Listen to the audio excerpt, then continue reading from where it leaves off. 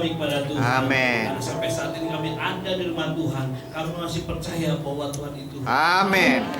bahwa Allah Tuhan itu baik. Amin. Dan Tuhan Allah kami itu adalah Allah yang berkuasa. Haleluya. Terima kasih Bapak. Sekarang kami akan menikmati firman Tuhan, berkati firman yang disampaikan, dan kami mendengarkan agar kami sama-sama Roh Kudus tolong kami untuk melakukan setiap yang kami dengar dan kami baca, sehingga kami akan mengalami mujizat firman Tuhan. Dalam nama Yesus. Firman Tuhan itu adalah Allah sendiri. Dalam Dan ketika nama Allah Yesus. berbicara, Allah akan menyatakan berkat Dalam dan nama janjinya. Terima kasih Bapa, dalam nama Yesus kami berdoa dan bersyukur. Amin. Haleluya. Amin. Puji Amin. Tuhan. Shalom Bapak Ibu. Shalom. Haleluya. Puji Tuhan.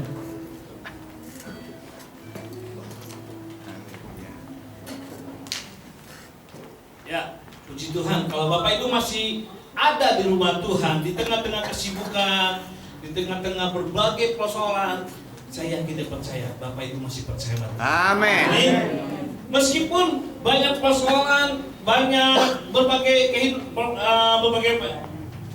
masalah yang terjadi, tetapi ketika Bapak Ibu datang, berarti Bapak Ibu percaya bahwa selama saya mencari Tuhan, saya akan mendapatkan pertolongan. Amin. Haleluya. Seminggu ini kita belajar tentang S-A-B-A-R.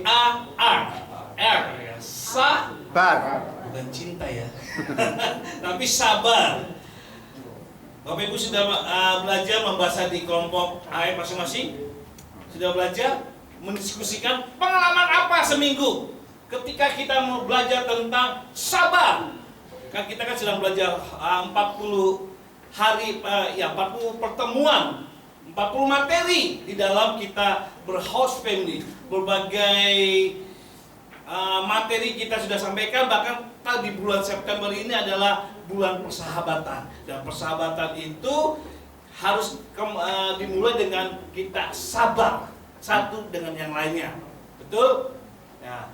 Kalau itu Bapak Ibu sabar karena berada di tengah-tengah komunitas. Tengah-tengah komunitas kita berbagai karakter. Betul gak? Betul. Kalau berbagai karakter, berbagai angelnya. Betul? Satu darah, satu saudara, belum tentu satu Suara. satu suara atau satu karakter, tentu beda. Kembar siang pun ya belum tentu sama karakternya.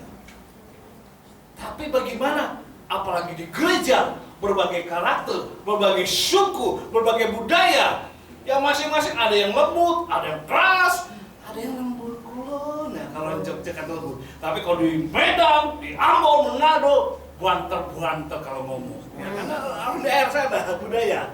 Nah, bagaimana dipersatukan satu dengan lain untuk sama-sama memuji dan memuliakan Tuhan sehingga menikmati berkat pertolongan Tuhan.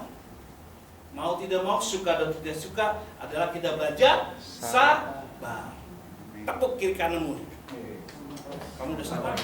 Sabar. Sabar. Pertanyaan berapa persen sabarnya? Haleluya. Bapak Ibu sudah belajar ya tentang karakter persahabatan di dalam komunitas gereja. Gimana kita perlu bersabar? Memang nggak mudah. Tapi disitulah kita sebelah sabar. Tapi tema ini saya berbicara tentang sabar, bukan bersabar tentang kepada komunitas satu dengan lain, sehingga kita bisa mendatangkan mujizat Tuhan di tengah-tengah komunitas kita, sehingga kita pun kena berkatnya juga. Tapi karena ini adalah doa, saya akan bicara tentang sabar menantikan pertolongan Tuhan. Amin. Amin. Saya yakin kalau minggu kemarin Bapak Ibu udah belajar tentang sabar ya, kemarin Pak Kus Amin gitu ya.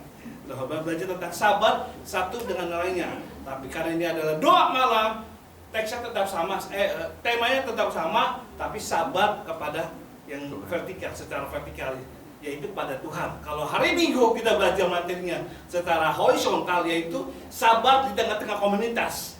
Persahabatan, persaudaraan harus sabar. Bagaikan kepompong, katanya gitu. Apa? Ada lagu. Apa? Itu apa itu? Lagu Fira. Itu lagu Fira. Persahabatan Bagai kepompong. Tapi sahabat yang harus, kalau mau jadi sahabat harus ada sabar. Nah sekarang itu secara horizontal, sesama. Tapi sabar pada korban ini adalah sabar kepada vertikal, ini pada Tuhan.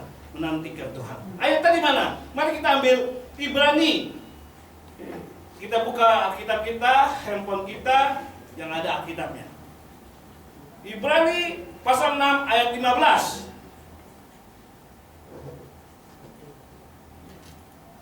Ya.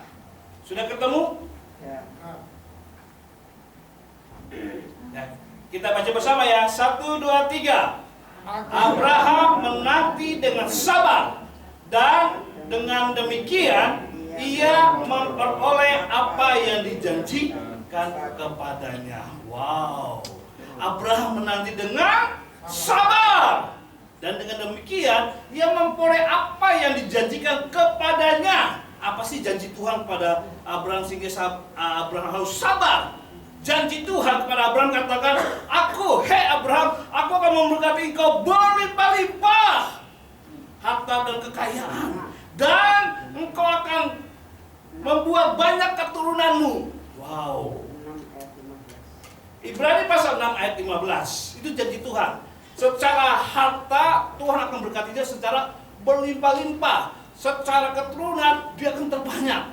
Padahal Bapak Ibu, waktu dia mendengar suara Tuhan, waktu dia mendengar janji Tuhan, saat itu siapa sih Abraham?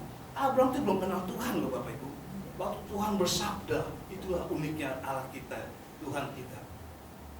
Dia mau berbicara kepada seseorang yang dia sudah melihat bahwa orang ini baik, orang ini ke depan akan taat, orang ini akan sabar. Tuhan sudah membaca ke depannya. Pada saat itu Abraham belum mengenal siapa tuh Yehova, siapa tuh Allah kita, siapa tuh Tuhan Yesus. Kalau sekarang ya dalam perjanjian baru, karena Allah sudah menjadi manusia, menjadi juru selamat kita. Abraham belum kenal, maka dia tinggalkan. Saat itu posisinya dia hartanya banyak, dia tinggalkan hartanya, dia hanya bawa beberapa domba dan beberapa pegawai. Dia sultan Bapak Ibu. Abraham itu saat itu ada sultan. Tapi ketika Tuhan, hei Abraham, keluarlah dari negerimu, ikutlah aku memberikan ke tempat di mana engkau berada, dan aku akan memberkati engkau berlimpah-limpah. Wow. Dan aku akan memberkati engkau, keturunanmu yang banyak. Padahal waktu dia keluar dari tempatnya, posisi dia adalah seorang sultan, nyaman, banyak pegawai, banyak domba, wah dia tinggal perintah, makan duduk enak saja. Tapi dia mau tinggalkan karena dia mendengar suara Tuhan. Dan di situ kita bisa lihat. Waktu dia ikuti suara Tuhan, posisinya juga masih muda Bapak Ibu. Umurnya sudah saat berapa? 90. 100 kalau Abraham Yesus sampai dalam perjalanannya sampai 100. Kalau si Sarah istrinya 90 perjalanan. Bayangin sudah tua, kakek nenek ikut Tuhan. Kemana Tuhan hantar, kemana Tuhan tempatkan pelayanannya, kemana Tuhan tempatkan tujuannya, mereka melo apa kata Tuhan. Padahal secara usia, asam urat, kolesterol semua pasti sudah ada di situ. Kalau kanker belum ada, masih penyakit ringan, hipertensi ya kan, umur 100. Kalau sekarang jangankan hipertensi umur 100, umur 30-20 sudah ada orang kena tensi, juga heran. Waktu makanan. Bukan karena faktor beban hidup, tapi Abraham mau ikut. Kenapa? Dia percaya kepada Allah dan dia percaya kepada janji-janjinya. Amin. Tapi ada syaratnya untuk menantikan janji Tuhan, yaitu harus sabar. Tepuk ke kanannya. Sabar ya, sabar. Ya. Sedangkan dalam perjalanan hidup, tentu kita diperhadapkan berbagai banyak hal. Secara tubuh, perempuan apa yang kita hadapi saat ini? Apakah tubuh jasmani yang terkena sakit penyakit? Apakah usaha kita sedang bangkrut? Atau kena PHK? Kena pengurangan pekerjaan? Atau saat ini keluarga kita kena kurang harmonis, terjadi perceraian, ditinggalkan suami atau ditinggalkan istri? Apakah kita tidak bisa sekolah karena rumah tangga kita orang tua kita broken home? Wow. Dan ini yang terjadi akhir hari ini. Sekarang apa yang terjadi? Bukan banyak. Yang persoalan semakin hari, persoalan semakin banyak. Tapi apa yang harus dilakukan? Kita bandingkan Saul Saul sudah kenal Tuhan. Saul sudah merasakan diutus jadi panglima Tuhan, jadi raja Israel. Tapi sudah percaya Tuhan, sudah tahu Taurat firman Tuhan. Ketika ada masalah, di 1 Samuel 24 ayat 4-7 katakan, Saul mengalami ketakutan dan karena melihat tentara Filistin, Saul tidak sabar menantikan pertolongan Tuhan, lalu lari mencari pertolongan kepada arwah. Wah, bayangin Bapak Ibu, orang yang tidak kenal Tuhan, belum percaya Tuhan, tapi ketika Tuhan perintah, dia ikut melo dengan berbagai persoalan yang dihadapi. Tapi orang yang sudah ditolong Tuhan, bahkan jadikan panglima perang, bahkan dijadikan raja, sudah tahu firman, sudah merasakan kuasa firman, ketakutan ketika menghadapi masalah. Bukankah ini juga sama dengan kita orang Kristen? Siapakah Saul identitasnya? Percaya Tuhan, melayani Tuhan. Nah Bapak Ibu, siapa di sini yang sudah percaya Tuhan? Semua pasti, karena datang sini. Siapa yang melayani Tuhan? Semua. Puji Tuhan. Pertanyaannya, posisi Bapak Ibu ketika ada masalah, apakah seperti Abraham atau seperti Saul? Abraham. Hah? Ya, Teman. oh ya jelas lah. Oh, kenyataannya kok ada masalah dikit, tersinggung dengan teman gereja, ngambek keluar, nggak gereja-gerejaan. Kena hutang piutang dengan teman, ngambek dikit, nggak mau AF, nggak mau doa malam, nggak mau melayani. Betul? Justru orang yang masuk gereja, orang yang kenal Tuhan, yang mudah marah, yang kurang sabar. Padahal udah tahu firman Tuhan, bahkan mengalami firman Tuhan, tapi belum sabar juga. Apalagi pada Tuhan, wong sesama saja kurang sabar, akibat pada Tuhan menerima janji Tuhan. Ini yang terjadi realita ya Bapak Ibu ya. Realita kejadiannya. Justru yang sudah tahu firman, tapi gagal melakukan firman. Ini belum lama mengenal Tuhan, belum lama mengenal firman Tuhan, tapi berhasil. Sehingga apa? Dia menerima berkat dan janjinya. Ya, bukankah tidak sedikit orang Kristen berlaku demikian? Tidak sabar menunggu waktu Tuhan bertindak. Kita pun lari mencari pertolongan Tuhan. Padahal Tuhan yang kita sembah adalah Tuhan yang maha sanggup, yang maha kuasa melakukan segala sesuatu apa yang Tuhan kerjakan. Yang parah ini Saul sudah kenal Tuhan, tahu firman, melayani. Ketika ada masalah menghadapi tentara Filistin, malah lari ke dukun. Ada kesaksian Bapak Ibu, waktu saya latih dulu di satelit yang daerah timur lah. Ada seorang ibu datang berkata, ketua kelompok itu Bapak Ibu, datang cinta pada kami berdua, Bu Devi Pak Gosar. Puji Tuhan, waktu saya sakit ada batu di empedunya. Saya bingung, nggak ada duit, sekarang dahulu belum ada BPJS. Apa yang saya lakukan? Saya dikasih tahu, di situ ada ini loh obat alternatif seorang Katolik. Katanya di situ hanya 500.000, bisa dibelah perut kita, diambil batunya dan empedu, dan kita tidak berdarah. Wah, bayangin Bapak, orang kena tergores pisau atau kesentuh saja pasti kalau terluka berdarah. Ini enggak, operasi kecil nggak berdarah. Bahkan kalau dia sebelum operasi ada Alkitabnya lagi di tempat dia praktek. Terus ibu sudah murah Pak, cuma bayar 500.000. Coba kalau di rumah sakit, berarti berapa juta untuk mencabut batu yang ada di empedunya. Ya kan, kalau di rumah sakit pasti kalau ada batu di empedunya pakai laser ya kan, atau dioperasi pisau, biayanya berapa itu? 15 juta. Ini 500.000 Bapak Ibu. Enggak, berarti waduh, saya bingung dengan bangga dia cerita pada seorang ketua kelompok yang mengajar anggota-anggotanya untuk mencari Tuhan, yang memandu firman Tuhan, tapi gagal melakukan firman Tuhan. Ini kenyataan. Orang gereja apa?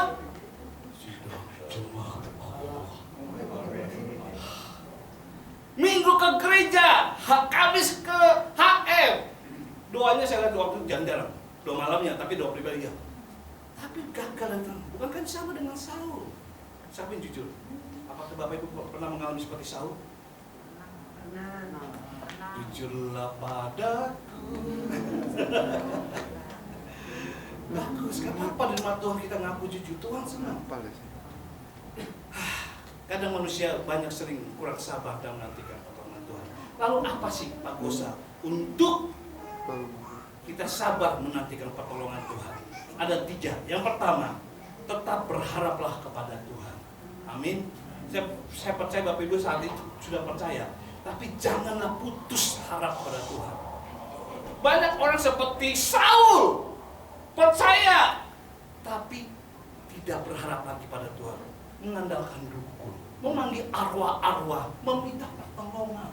Mungkin ke gunung Sewu, gunung apa? Sawi. Gunung apa? Sewu. Sawi. Sewu. Jawa Timur Pak? Sewu. Pengalaman ya? Gunung apa? Gunung Kawi. Gunung Sawi. Untuk mencari nafkah, meminta berkat. Orang Kristen loh. Saya pernah kesana loh Bapak Ibu. Bukan berdoa. Habis dari rekreasi dari Malang Selatan, daerah timur sama Bu Kiki, sama rombongan, sama ada jemaat juga, saya lupa. Terus saya bilang, Pak, saya ini budal Pak. Dulu saya sering ke Gunung Kawi, minta berdoa, sembahyang. Yuk kita mampir Pak. Oke, mampir.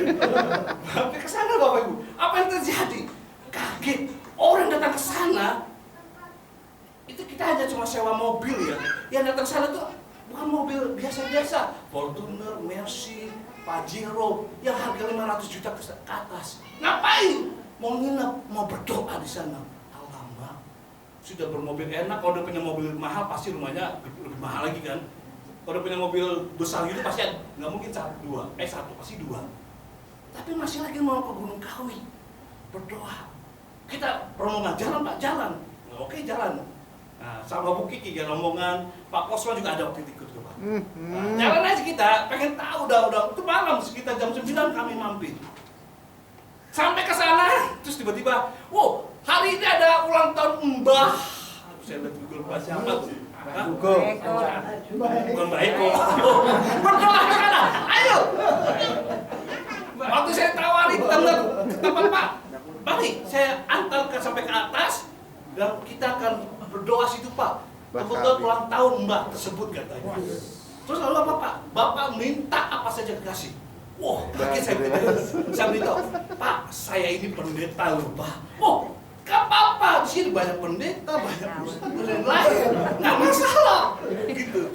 Sini beda-beda agama, nggak berbeda kepercayaan, tidak masalah. Kalau datang berdoa minta rezeki katanya gitu.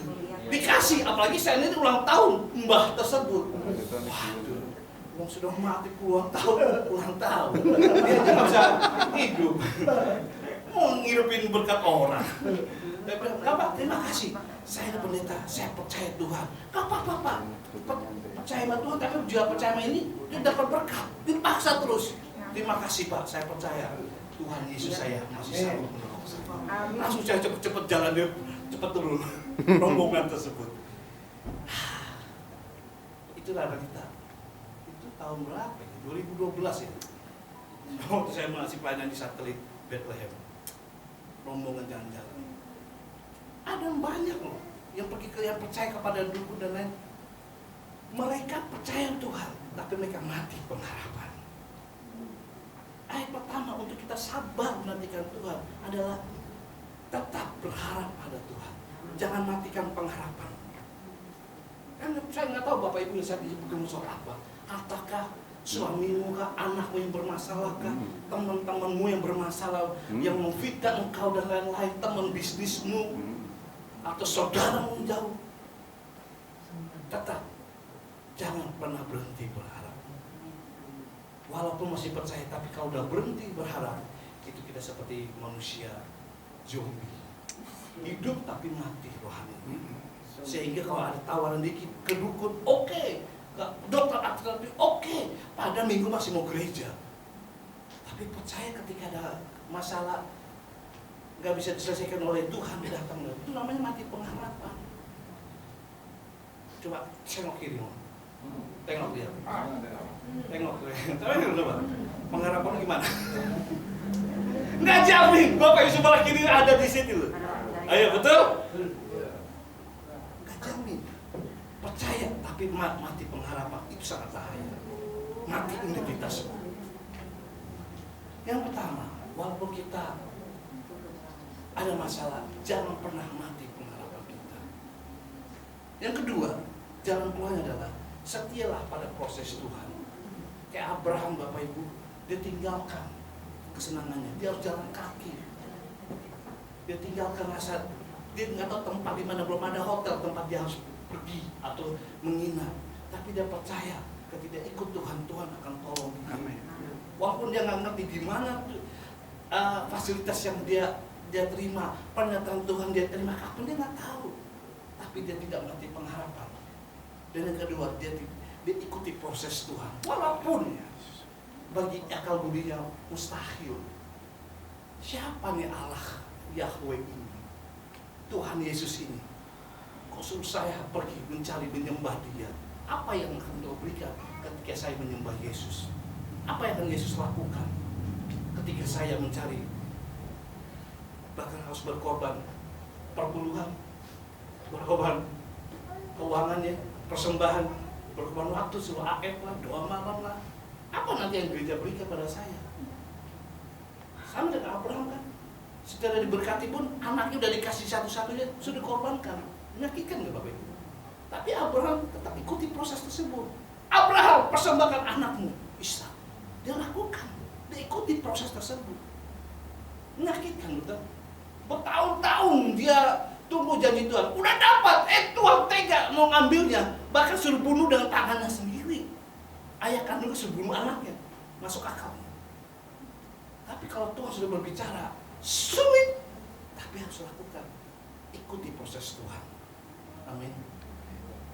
Ikuti proses Tuhan. Dan yang ketiga, untuk kita menemukan menantikan janji Tuhan dengan sabar. Sabarnya harus bertindak. Percaya, jangan mati pengharapan kita. Ikuti proses Tuhan, yaitu setia pada proses Tuhan. Dan ketiga, tetaplah berdoa. Mungkin kita ada 100 kali berdoa, Bapak Ibu. Bapak Ibu sudah bertahun-tahun beribadah di gereja Sabda sudah berharap. Tapi kok kapan perubahan itu terjadi? Kapan pertolongan terjadi Tuhan? Jangan menyerah. Ketuk pintu surga. Kalau nggak bisa diketuk, gedor pintu surga sampai Tuhan buka. Artinya kalau mungkin udah 100 kali Bapak Ibu udah capek, terus berdoa lagi, sekali lagi berdoa. Mungkin 101-nya Tuhan buka. Amin. Kita nggak tahu kapan Tuhan buka pintunya. Suka-suka Tuhan toh, dia punya surga, dia punya berkat. Tetapi Tuhan katakan, mintalah padaku. Selama Tuhan katakan, mintalah, jangan pernah berhenti meminta. Amin. Sama katakan, akulah Tuhan Allahmu, jangan pernah berhenti itu sembah Tuhan. Sama Tuhan katakan, ikutlah aku, ikutilah proses Tuhan. Jangan pernah berhenti pada proses Tuhan. Amin. Sabar menantikan berkat Tuhan. Caranya, jangan matikan pengharapan kita. Tetap berharap. Ikuti proses Tuhan yang mungkin menyedihkan bagi kita salah kedagingan. Ikutlah, ikuti. Tapi di balik proses itu ada berkat yang sudah bersih. Amin. Dan Berkat. jangan pernah berhenti berdoa. Amin. Karena Tuhan tidak pernah PHP. Manusia sering PHP. Saya aja sering PHP kok. Sama orang kaya, sama pendeta. Jadi nggak peduli. Apa ke orang lain ya kan? Ya biasa-biasa. Yang ngomong yang tahu udah punya harta, kalau dia ngomong pasti bisa di PHP. Sama orang yang rohaninya udah tinggi tingkat ilmunya istilahnya. Tapi nggak apa-apa. Itu maka Tuhan terkutuklah yang mengandalkan manusia. Tapi diberkatilah yang mengandalkan Tuhan. Abraham diberkati berlimpah-limpah secara materi dan diberkati keturunannya. Bapak Ibu dan saya adalah keturunan Abraham. Amin. Bapak Abraham mempunyai banyak sekali anak-anak. Aku anaknya, engkau benar. Anak Abraham atau anak siapa? Bukan anak Pak Eko. Saat ini Bapak Ibu anak Pak Eko secara organisasi ya. Pak Eko adalah Bapak satelit sini yang sedang mengembarakan Bapak Ibu. Terus ikuti teladannya itu. Selama sesuai firman Tuhan ya. Betul apa? Jangan pernah berhenti berharap.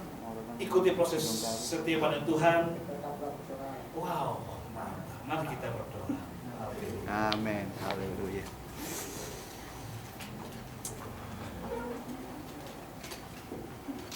Sabar. Mari kita seperti apa katakan, ujilah aku Tuhan. Oh Tuhan. Oh tahu, apakah aku sungguh mengasihi Tuhan? Mengasihi Tuhan bukan ketika kita dalam keadaan sehat. Mengasihi Tuhan ketika kita sedang diberkati pekerjaan usaha kita baik. Waktu kita baik. Mengasihi Tuhan dalam keadaan apapun. Kasihilah Tuhan. Cintai Tuhan. Andalkan Tuhan. Ujilah